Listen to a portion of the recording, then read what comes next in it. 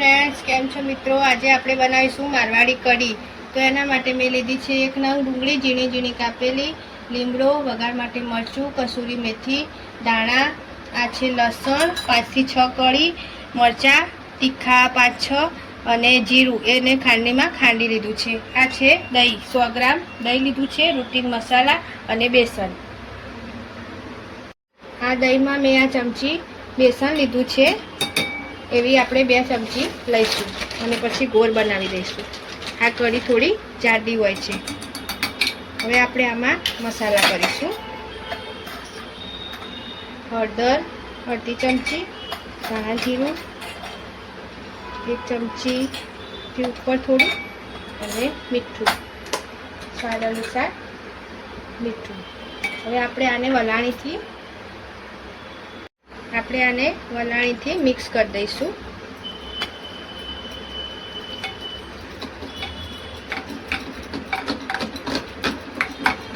તપેલીમાં 2 ડોકલી તેલ લીધું છે, એને ગરમ થવા રાખી દીધું છે। ગરમ થાય એટલે આપણે વઘાર કરીશું।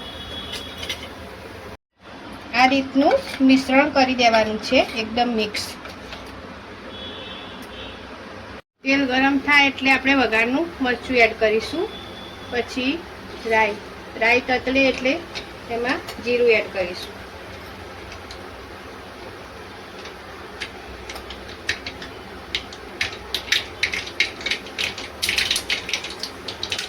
મીઠો લીમડો,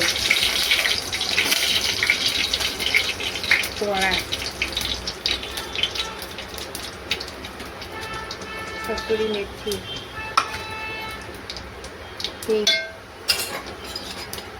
અડધું આપણે લસણ મરચું ઉતારીને અડધું ઉપર,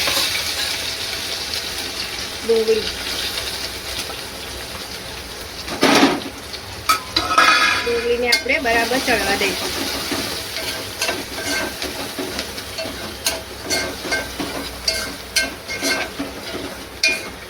હવે આપણે આ મિશ્રણ એડ કરી દઈશું દહીંવાળું। ડુંગળી 80% જેટલી ચડી જાય એટલે આપણે આ મિશ્રણ એડ કરી દેવાનું અને મિક્સ કરી દેવાનું। હવે આપણે જરૂર મુજબ પાણી વેડીશું આમાં।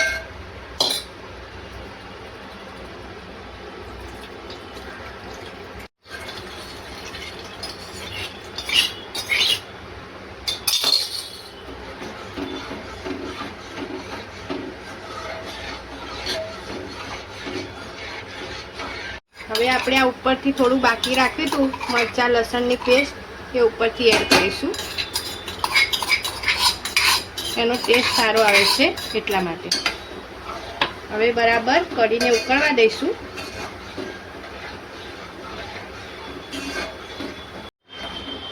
આ રીતની કન્સિસ્ટન્સી રાખવાની અને પછી બરાબર 15 મિનિટ ઉકળવા દેવાની અને પછી આપણે ઉપર બીજો વઘાર કરીશું।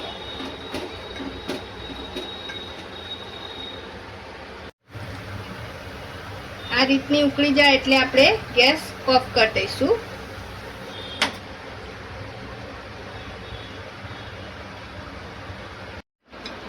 આપણે સર્વિંગ બાઉલમાં લઈ લઈશું।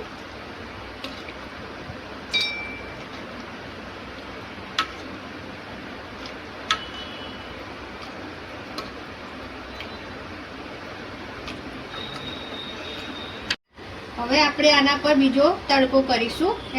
વઘારિયામાં 1 ડોકલી તેલ લઈ લીધું છે, હવે આને આપણે ગરમ કરીશું।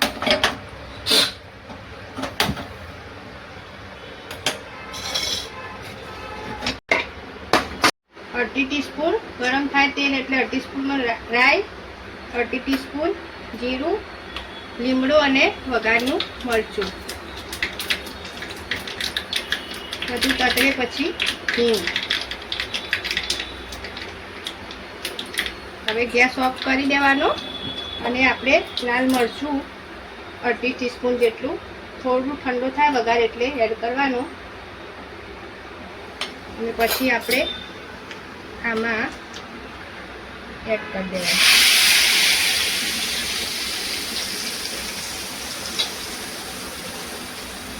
તો રેડી છે આપણી મારવાડી રાજસ્થાની કઢી।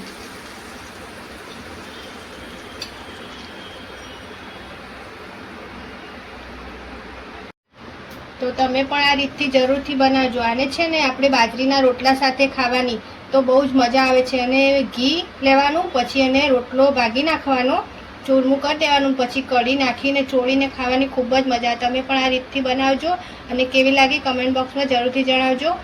લાઈક કરજો અને શેર કરજો.